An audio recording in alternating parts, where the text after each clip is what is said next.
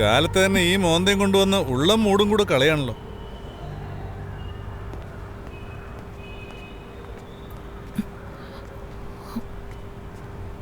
എന്റെ പൊന്ന് ചങ്ങാതി, ഇതൊന്നും എനിക്ക് വേണ്ട. എനിക്കിപ്പോ യാതൊരു അസുഖവും ഇല്ല. എന്താ വേണ്ടെന്ന് പറഞ്ഞില്ലേ? തലയിൽ തേച്ചോളൂ സാർ, നന്നായിട്ട് മുടി മുളയ്ക്കും. തലയിൽ നന്നായി മുടി വളർന്നു. ഡാടാ, നീ വെറുതെ രാവിലെ തന്നെ വന്നിട്ട് മനുഷ്യന്മാരെ കളിയാക്കല്ലേ. എനിക്കിതിലൊന്നും വലിയ വിശ്വാസമില്ല. ഡാടാ, നിന്റെ അച്ഛന്റെ കാലം തൊട്ട് ഞാനിത് വാങ്ങാൻ തുടങ്ങിയതാ. ഇതുകൊണ്ടൊന്നും യാതൊരു ഗുണവും എനിക്ക് കിട്ടിയില്ല. അതുകൊണ്ടേ തൽക്കാലം നീ സ്റ്റാൻഡ് വിടും. സാറേ, ഇത് അസല് പ്രോഡക്റ്റ് ആണ്. ഇത് ഉപയോഗിച്ച് നോക്കും. മുടി നന്നായിട്ട് നടുവേദന ഉണ്ട്. അതിന് നിന്റെ അടുത്ത് വല്ല മരുന്നുണ്ടോ? ഉണ്ടെങ്കിൽ തന്നോ, അല്ലെങ്കിൽ വിട്ടോ. എനിക്കൊരു കുഴപ്പമില്ലെന്നേ. Good morning നന്ദിതപ്പ. നമസ്കാരം സർ. ആ, ഉണ്ടെങ്കിൽ തന്നെ. Hi, good morning. Good morning madam. Sir. എൻ്റെ അമ്മേ, എന്താ ലോകേഷ് മുഖം ഇങ്ങനെ വീർത്തിരിക്കുന്നേ? പല്ലു അതിരെ സാറേ, ഡോക്ടറെ അടുത്തേക്ക് ഒന്ന് പോണം. ശരി സാർ. സാറ് കണ്ടില്ലെങ്കിലേ നാളെ ഒന്ന് സൈൻ ചെയ്തോളാം. എന്താ മാഡം, ഇന്നലത്തെ ഷോപ്പിംഗ് സൂപ്പറാ? അടിപൊളിയായിരുന്നു. പക്ഷെ മരുമകന് ലോക്കൽ ഡ്രസ് വേണ്ടെന്ന്, ബ്രാൻഡഡ് തന്നെ വേണമെന്ന്. അത് മാത്രം വാങ്ങിച്ചില്ല. ആ ഫോണൊന്നും കൊടുത്ത് ഞാൻ സംസാരിക്കാം. ഒരു മിനിറ്റ്. ഇതുവരെ കാര്യങ്ങൾ നടന്നില്ലല്ലേ? കണ്ടില്ലേ, ഇന്നും ചീഫ് അക്കൗണ്ടന്റ് വന്നിട്ടില്ല. നാളെയോ മറ്റാളോ വന്ന് നോക്ക്. ഹലോ, ടോർച്ചർ ചെയ്യരുത്. വെറുതെ സാർ എന്ന് പറഞ്ഞ് എന്റെ പിന്നാലെ ഇങ്ങനെ നടക്കരുത്.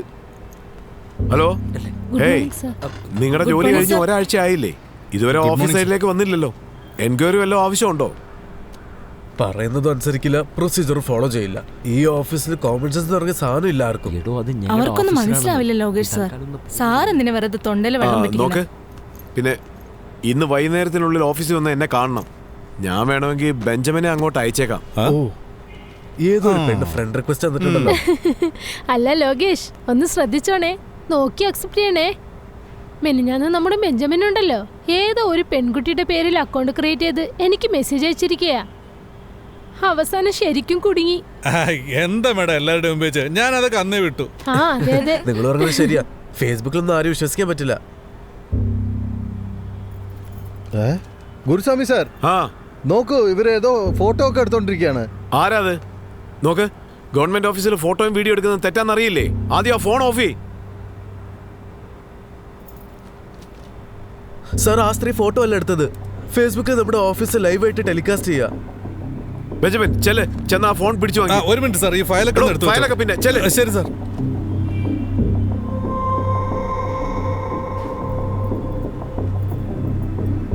അതെ, നിങ്ങൾക്ക് വിവരമല്ലോ,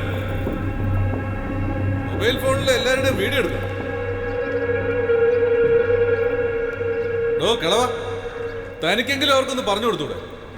ഈടാ, എവിടുന്ന് കെട്ടിയെടുക്കുന്നതാവോ?